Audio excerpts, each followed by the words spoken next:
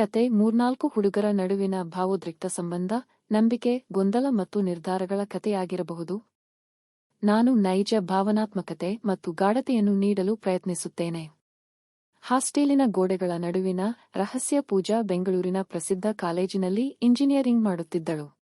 ಅತ್ತ ಮನೆಯವರ ಕನಸು, ಇತ್ತ ಕಾಲೇಜು ಜೀವನದ ಖುಷಿ. ಈ ಎರಡರ ಮಧ್ಯೆ ಆಕೆ ತನ್ನ ಹಾಸ್ಟೆಲ್ ಬದುಕನ್ನು ಸಾಗಿಸುತ್ತಿದ್ದಳು. ಕಾಲೇಜಿನಲ್ಲಿ ಆಕೆಗೆ ಸಮೀಪವಾಗಿದ್ದವರು ಮೂವರು ಹುಡುಗರಿದ್ದರು: ಅಜಯ್, ವಿಕ್ರಮ್ ಮತ್ತು ಸಮೀರ್. ಮೂರು ಜನೂ ಭಿನ್ನ ಸ್ವಭಾವದವರಾಗಿದ್ದರು. ಅಜಯ್ ಓದಿನಲ್ಲಿ ತೆಳ್ಳಗಿದ್ದರೂ ಹೃದಯದಲ್ಲಿ ತುಂಬಾ ಪ್ರೀತಿಯವನು. ವಿಕ್ರಮ್ ಗಂಭೀರ, ಪ್ರಾಯೋಗಿಕ, ಹಾಗೆ ಸ್ವಲ್ಪ ಆತ್ಮಕೇಂದ್ರಿತ. ಸಮೀರ್ ಖುಷಿಪಟ್ಟ ಹುಡುಗ, ಎಲ್ಲರಿಗೂ ಬೇಕಾದವನಾಗಿದ್ದ. ಆದರೆ ಹಾಸ್ಟೆಲಿನ ಮುಸುಕಿನ ಭಾವನೆಗಳು ಎಷ್ಟು ಆಳಕ್ಕೆ ಹೋಗಬಹುದು ಎಂಬುದನ್ನು ಪೂಜಾ ಕಣ್ತುಂಬಿಕೊಳ್ಳಬೇಕಾಯಿತು. ಗೌಪ್ಯತೆಯ ಬೆಳಕು. ಒಂದು ದಿನ ಪೂಜಾ ತನ್ನ ಮೊಬೈಲ್ನು ಹಿಡಿದು ಕುಳಿತಾಗ ಒಂದು ಕ್ಷಣ ಗಂಭೀರತೆ ಆಕೆಯನ್ನು ಆವರಿಸಿತು. 2 ಲೈನ್ಗಳು ಸ್ಪಷ್ಟವಾಗಿ ಕಾಣಿಸುತ್ತಿದ್ದವು. ಅದು ಗರ್ಭಧಾರಣಾ ಪರೀಕ್ಷೆಯ ಫಲಿತಾಂಶ. ಆಕೆಯ ಮನಸ್ಸು ತಲ್ಲಣವಾಯಿತು. ಈ ಪರಿಸ್ಥಿತಿಗೆ ಕಾರಣ ಯಾರು? ಕಾರಣವಾದ ವ್ಯಕ್ತಿಯನ್ನು ಆಯ್ಕೆ ಮಾಡುವುದು ಎಷ್ಟು ಕಠಿಣ? ಅಜಯ್, ವಿಕ್ರಮ್ ಅಥವಾ ಸಮೀರ್? ಯಾರು ನಿಜವಾಗಿ ಆಕೆಯ ಜೀವನದ ಭಾಗವಾಗಬೇಕಾದವರು?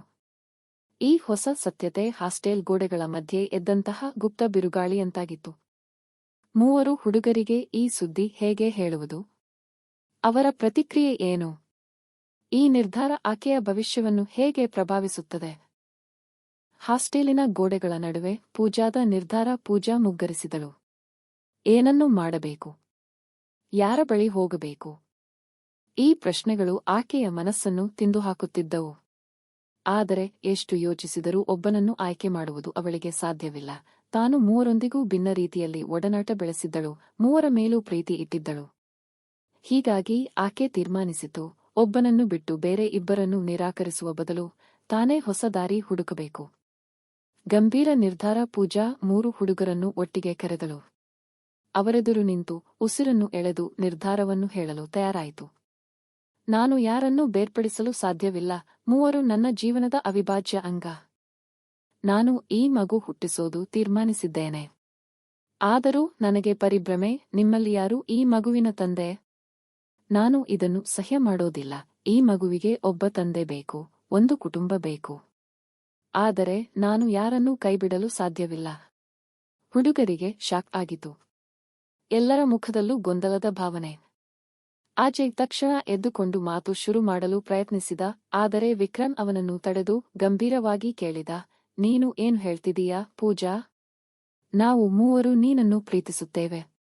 ಆದರೆ ಈ ನಿರ್ಧಾರ ಹೇಗೆ ಸಾಧ್ಯ?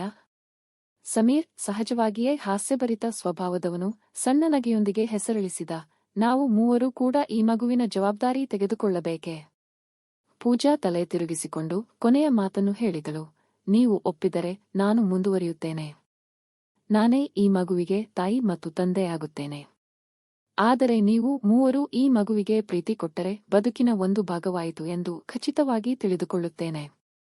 ಅವಕಾಶ, ಆಕಸ್ಮಿಕ ಮತ್ತು ಹೊಸ ಜೀವನ. ಈ ನಿರ್ಧಾರವನ್ನು ಕೇಳಿದ ಮೂವರು ಹುಡುಗರಿಗೆ ಅಚ್ಚರಿಯಾದರೂ ಪೂಜಾ ಅವರ ಸ್ನೇಹಕ್ಕಿಂತ ಹೆಚ್ಚಾಗಿ ಭರವಸೆ ನಿರೀಕ್ಷಿಸುತ್ತಿದ್ದಳು.